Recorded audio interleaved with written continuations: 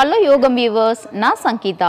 இன்னைக்கு என்ன ஒரு முக்கியமான ஹெல்த் டாபிக் பார்க்க போறோம் அப்படின்னா தூக்கமின்மை. இந்த ப்ராப்ளத்தை நம்ம ரொம்ப ஈஸியா எப்படி ரெக்டிஃபை பண்ணி நம்ம ரொம்ப ஆரோக்கியமான தூக்கத்துக்கு போகலாம் அப்படிங்கறத பத்தி தான் இந்த பதிவுல நம்ம பார்க்க போறோம்.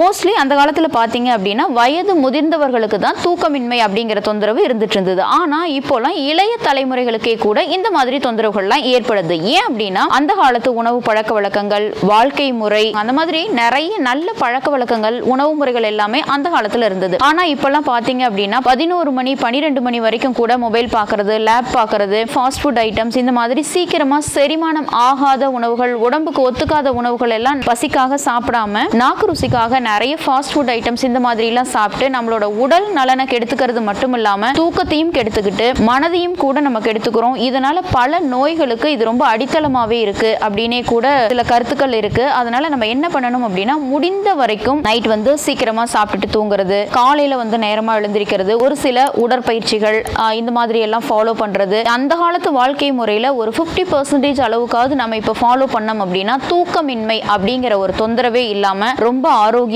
நிம்மதியா தூங்கி எழுந்து அடுத்த நாள் நம்மோட வேலைகளை ரொம்பவே சுறுசுறுப்பாகவும் ரொம்ப ஒரு பெர்ஃபெக்ட்டாகவும் முடிக்கிறதுக்கான வாய்ப்புகள் அதிகமா இருக்கு. ஸோ தூக்கமின்மை அப்படிங்கிறதுல ரெண்டு வகையுமே இருக்கு. ஒன்று தூக்கமின்மை நோய். கண்டிப்பா அவங்களுக்கு என்ன பண்ணாலும் அந்த தொந்தரவு இப்போ ஒரு டேப்லெட் போடுறாங்க தூக்கமின்மைக்கு அப்படின்னா அந்த டேப்லெட்டோட பவர் முடிகிற வரைக்கும் தான் தூக்கம் வரும். அது அவங்களோட இயல்பாவே ஆயிடும். இன்னொன்று வர்ற தூக்கத்தை கண்ட்ரோல் பண்ணிட்டு மொபைல் ஃபோன் பார்க்கறது, டிவி பார்க்கறது, சிஸ்டம் பார்க்கறது, இந்த மாதிரி நமக்கு நாமே தூக்கத்தை கெடுத்துக்கிறது. இந்த மாதிரி ரெண்டு வகைகள் இருக்கு. எந்த அளவுக்கு தூக்கத்தை நம்ம கண்ட்ரோல் பண்ணி வச்சுக்கிறோமோ அந்த அளவுக்கு நம்மளோட உடல் நலனை நாமளே கெடுத்துக்கிறோம் அப்படின்னு தான் அர்த்தம். தூக்கம் கெடுறதுனால கண் வறட்சி அப்படிங்கிறது ஏற்படும். அடுத்த நாள் நம்மளால எந்த ஒரு வேலையுமே சுறுசுறுப்பா பார்க்க முடியாத, ஃபுல் கான்சென்ட்ரேஷன் பண்ண முடியாத ஒரு நிலையுமே ஏற்படும். 10 மணி நேரம் தூங்கி இருந்தா கூட காலையில எழுந்திருச்சா சரியா தூங்காத மாதிரியே ஒரு ஃபீல். ஏன் அப்படின்னா நம்ம 2 மணி நேரம் தூங்குறோம், அதுக்கப்புறம் தூக்கமே வராம தடுமாறுறோம் இல்லைங்களா? இந்த மாதிரி எல்லாம் இருக்கும்போது மூளையோட செயல்பாடுங்கிறது குறைய ஆரம்பிச்சிடும். அதனால இந்த மாதிரி சின்ன சின்ன அறிகுறிகள்லாம் இருந்ததுன்னா இது தூக்கமின்மை நோய் அப்படின்னு சொல்றோம். கொரட்டை விடுறாங்க இல்லைங்களா? இந்த கொரட்டை விடுறதுனால அவங்களுக்கு பிராணவாயு சரியா உடலுக்கு போகாத ஒரு நிலையுமே ஏற்படும்.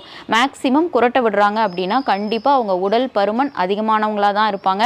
அது மட்டும் இல்லாம மாரடைப்பு அவங்களுக்கு தான் வர்றதுக்கான வாய்ப்புகள் ரொம்பவே அதிகமா இருக்கு. ஸோ குரட்டை வருது அப்படிங்கறத யாருமே ரொம்ப அசால்ட்டாவும் விளையாட்டாவும் எடுத்துக்க வேண்டாம். உடல்ல ஏற்படக்கூடிய நோய்களுக்கு நம்ம கண்டிப்பா கேர் எடுத்து இந்த தூக்கமின்மை அப்படிங்கிற பிரச்சனையை சரி பண்ணா மட்டும்தான் ரொம்ப ஆரோக்கியமாகவும் சந்தோஷமாகவும் நம்ம மட்டும் இல்ல நம்மளை சுற்றி இருக்கிறவங்களுமே கூட வாழ முடியும். அடுத்ததான் தூங்குறதுக்கான டைம் ஷெட்யூல்ஸ் பத்தியும் ஒரு சூப்பரான ஒரு டெக்னிக் பத்தியும் எந்தெந்த உறுப்புகள் எந்தெந்த டைம்ல எல்லாம் ஓய்வு எடுக்கும் இரவு நேரத்துல அப்படிங்கறத பத்தியும் தான் இப்ப நம்ம பார்க்க போறோம். நைட்டு கம்பல்சரி ஏர்லியா தூங்கிடணும். அட்லீஸ்ட் 9 to 10 மணிக்குள்ள கன்ஃபார்ம் தூங்க போயிடணும். காலையில ஒரு 5 மணிக்காவது இப்ப இருக்க காலகட்டத்தில் நம்ம எழுந்திருக்க பழகிக்கணும். அப்புறம் இந்த தூக்கமின்மை தொந்தரவு போறதுக்காக ஒரு டெக்னிக் சொல்லியிருந்தேன் இல்லைங்களா? அது என்ன டெக்னிக் அப்படின்னா 3, 2, 1. இந்த டெக்னிக்கை நீங்க ஃபாலோ பண்ணீங்கன்னா கண்டிப்பா வாழ்க்கையில வளம் பெறறதுக்கும் தூக்கம் சூப்பரா வர்றதுக்கும் இது ஒரு அற்புதமான வாய்ப்பாவே இருக்கும். அந்த 3 என்ன அப்படின்னா நம்ம தூங்குறதுக்கு 3 மணி நேரத்துக்கு முன்னாடியே மொபைல், டிவி இந்த மாதிரி கெஜெட்ஸ் எல்லாமே நம்ம கம்பல்சரி ஆஃப் பண்ணி வச்சிடணும். அடுத்தது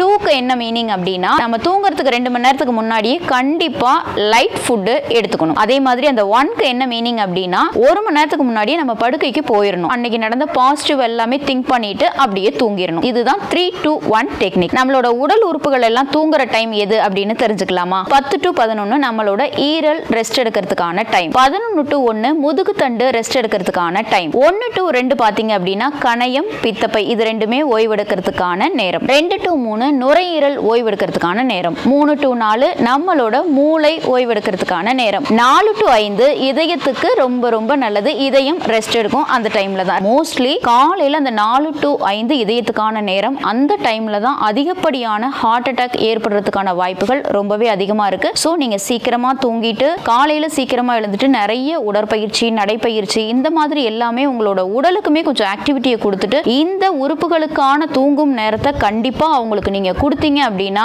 உடல் மனம் நமக்கு தூக்கமும் நல்லா வரும். நம்மளுமே ரொம்ப ஆரோக்கியமா வாழலாங்க. நைட் ஷிஃப்ட் பாக்குறாங்க இல்லைங்களா? அவங்களுக்கு எல்லாமே மோஸ்ட்லி உடல் எடை அதிகமா இருக்கிறதுக்கான வாய்ப்புகள் ரொம்பவே அதிகமா இருக்கு. ஏன் அப்படின்னா சரியான தூக்கம் இல்லை அப்படின்னாவே கண்டிப்பா உடல்நல தொந்தரவுகள் நிறைய தான் இருக்கும். லேடிஸ்க்கு எந்த மாதிரியான தொந்தரவுகள் எல்லாம் ஏற்படும் அப்படின்னா கருமுட்டை நீர்க்கட்டிகள், கருப்பை கட்டிகள், பொலிவு இல்லாம இருக்கிறது, இதய படபடப்பு அதிகமா இருக்கிறது, இந்த மாதிரி நிறைய தொந்தரவுகள் லேடிஸ்க்கு ஏற்படும். இதை ஜென்ஸுக்கு தூக்கம் கெடுறதுனால எந்த மாதிரியான தொந்தரவுகள்லாம் ஏற்படும் அப்படின்னா குழந்தையின்மை, அல்சர், இதயம் ரொம்ப படபடப்பு, ஸ்ட்ரெஸ், மனநோய், இந்த மாதிரியான தொந்தரவுகள் எல்லாமே ஜென்ஸுக்கு ஏற்படும். ஸோ ஒவ்வொருத்தருக்குமே ஹியூமன் பீயிங் யாரா இருந்தாலுமே கூட தூக்கம் அப்படிங்கிறது ஒரு அடிப்படையான ஒரு விஷயம். அது ப்ராப்பரா இல்லைன்னா பல நோய்கள் கண்டிப்பா வர ஆரம்பிச்சிடும். இந்த தூக்கம் ரொம்ப சூப்பரா வர்றதுக்கு ஒரு 5 வகையான மூலிகைகள் பத்தி தான் பார்க்க போறோம். அந்த 5 வகையான மூலிகைகளை பார்க்கறதுக்கு முன்னாடி இப்போ நல்ல தூக்கம் வர்றதுக்கான ஒரு ஞான முதிரை பத்தி தான் பார்க்க போறோம். நம்ம நைட்டு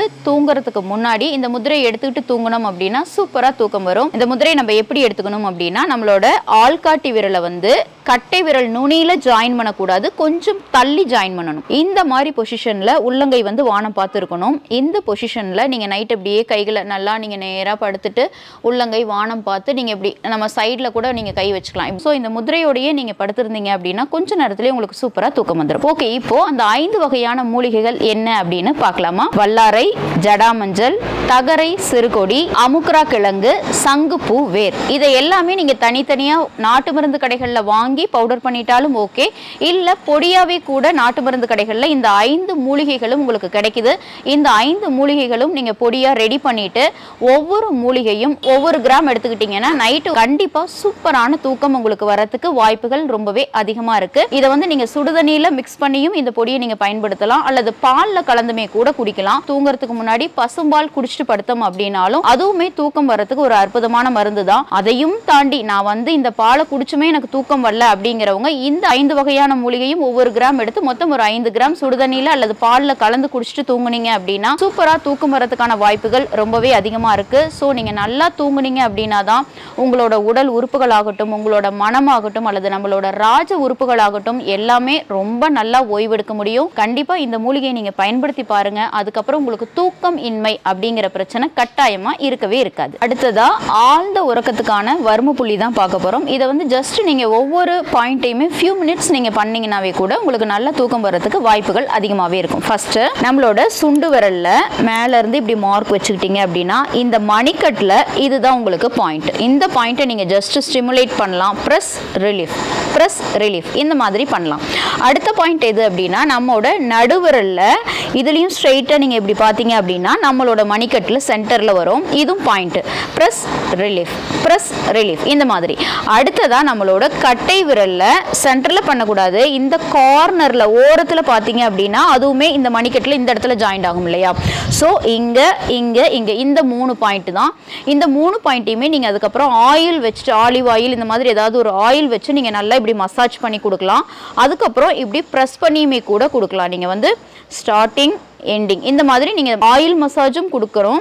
அதே மாதிரி கையிலையுமே இப்படி அழுத்தி கொடுத்தீங்க அப்படின்னா கண்டிப்பா உங்களுக்கு தூக்கம் வரதுக்கான வாய்ப்புகள் ரொம்பவே அதிகமா இருக்கும். இதையுமே கூட நீங்க ஃபாலோ பண்ணி ரொம்ப ஆழ்ந்த உறக்கத்துக்கு போகலாம். என்ன யோகம் வியூவர்ஸ், தூக்கம் வர்றதுக்கு இந்த 5 மூலிகைகள் எந்த அளவுல பயன்படுது, இதை நம்ம பயன்படுத்தினா எப்படி ஒரு ஆழ்ந்த உறக்கத்துக்கு போகலாம் அப்படிங்கிற இந்த பதிவு கண்டிப்பா உங்களுக்கு பயனுள்ளதா இருந்திருக்கும்னு நினைக்கிறேன். இந்த பதிவு உங்களுக்கு பிடிச்சிருந்ததுன்னா லைக் பண்ணுங்க. உங்களோட ஃப்ரெண்ட்ஸ், ரிலேட்டிவ்ஸ் யாருக்காவது தூக்கம் இன்மை தொந்தரவுகள் இருக்கு அப்படின்னா கண்டிப்பா இந்த பதிவை பகிருங்க, அவங்களும் பயனடையட்டும். இப்போதான் நீங்க நம்மளோட யோகம் சேனலை ஃபர்ஸ்ட் டைம் பார்க்குறீங்க அப்படின்னா ஞாபகமா சப்ஸ்கிரைப் பண்ணிட்டு பெல் ஐக்கானை கிளிக் பண்ணிட்டு ஆல் அப்படிங்கிற ஆப்ஷனையும் டச் பண்ணிக்கோங்க. இதே மாதிரி நிறைய ஹெல்த் டிப்ஸ் ஆகட்டும், சொல்யூஷன்ஸ், ஹோம் ரெமிடிஸ் எல்லாமே நான் சொல்லியிருக்கேன். அந்த வீடியோஸ் எல்லாம் நீங்க பார்க்கணும் அப்படின்னா இந்த பாக்ஸை கிளிக் பண்ணி பார்த்துக்கலாம். அதே போல நம்ம யோகம் சேனல்ல மற்றவங்களோட வீடியோஸ் எல்லாம் நீங்க பார்க்கணும் அப்படின்னா இந்த பாக்ஸை கிளிக் பண்ணி பார்த்துக்கலாம். இதே மாதிரியே இன்னொரு அற்புதமான பதிவோட உங்க எல்லாரையும் நான் சந்திக்கிறேன். வணக்கம்.